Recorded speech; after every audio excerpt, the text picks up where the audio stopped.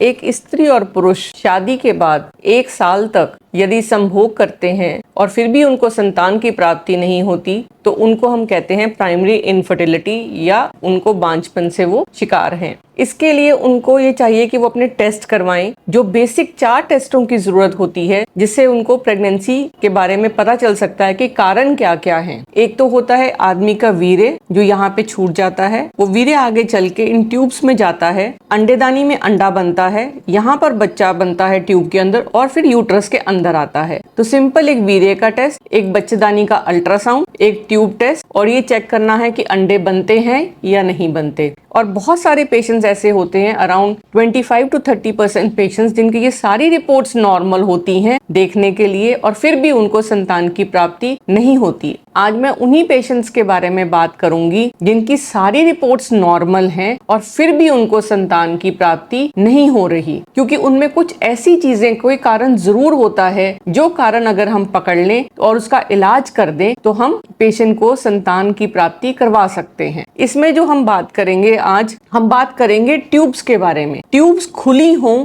तो जरूरी नहीं है कि वो काम कर रही हूँ, बिकॉज ट्यूब एक हॉलो पाइप होती है और उसके अंदर हाथ होता है, उस हाथ को चलना है, उसने अंडा उठाना है, ट्यूब के अंदर जाएगा और फिर यहाँ पे वीर्य आएगा ट्यूब के अंदर और फिर प्रेगनेंसी होगी। अब इसमें प्रॉब्लम ये है कि ट्यूब खुली है, रिपोर्ट में यही मिल जाता है, लेकिन यदि हम एक्सरे बहुत ध्यान से देखते हैं तो जो ट्यूब का लोकेशन है, सबसे बड़ी बात है ट्यूब अपनी जगह से अगर अंडेदानी के ऊपर नहीं है या कहीं चिपकी हुई है या उसके अंदर की जो लाइनिंग होती है वो बहुत ही एक महीन ब्रश बॉर्डर होता है, जो टीबी जैसी कॉमन बीमारी जो बच्चेदानी की टीबी होती है उसमें वो डैमेज हो जाती है, तो वो जो ट्यूब है वो बच्चेदानी नहीं उठाती। कई बार ट्यूब का मुंह बंद होता है, ट्यूब में पानी जमा होता है। ये जो कारण है, इनकी वजह से प्रेगनेंसी अगर नहीं होगी तो उसके लिए एक सोल्यूशन है हमारे पास कि जो ये ट्यूब्स हैं इनको हम दूरबीन से, जिसको हम लैप्रोस्कोपी एक सर्जरी बोलते हैं, उससे हम खोल सकते हैं। एक बार हम ट्यूब्स खोल देंगे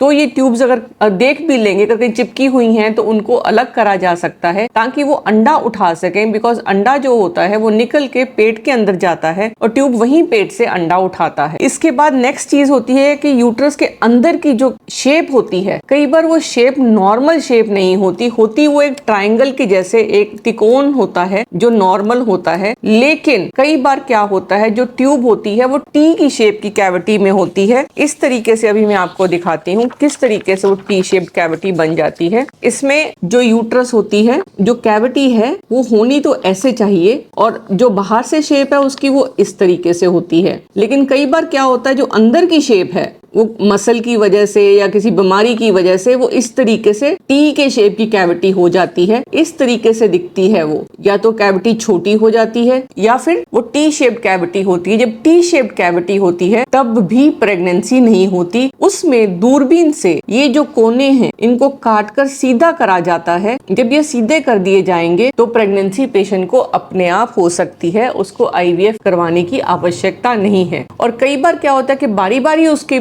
गर्भपात हो रहा होता है इस टी शेप्ड कैविटी की वजह से, उसकी वजह से भी उसको जब तक ये उसकी शेप ठीक नहीं होती प्रेगनेंसी होनी थोड़ी मुश्किल है। अगर टी शेप्ड कैविटी है तो प्रेगनेंसी में बारी बारी गर्भपात होने का चांस बहुत हाई होता है, और अगर हिस्टेरोस्कोपिकली इसकी सर्जरी कर दी जाए, इसको ठीक कर दिया जाए तो प्रेगनेंसी पेशेंट को हो सकती है, जिसका चांस उसका अप टू 80% हो जाता है इस रिपेयर के बाद। इसके अलावा कई बार बच्चेदानी के अंदर बड़ी महीन जाला होता है या कोई गांठ होती है जिसको हम पॉलिप बोलते हैं, और वो वहीं पे होता है जहां पे यूट्रस ने, बच्चे ने ठहरना है आके। ये जो चीजें हैं ये एक एक्सपर्ट और स्पेशलिस्ट ही आपको बता सकते हैं, जो इनफर्टिलिटी स्पेशलिस्ट हैं, बिकॉज ये बड़ी छोटी छोटी चीजें हैं जो नहीं पकड़ी जाती और इसलिए पेशेंट की बहुत सारी उम्र निकल जाती है प्रेगनेंसी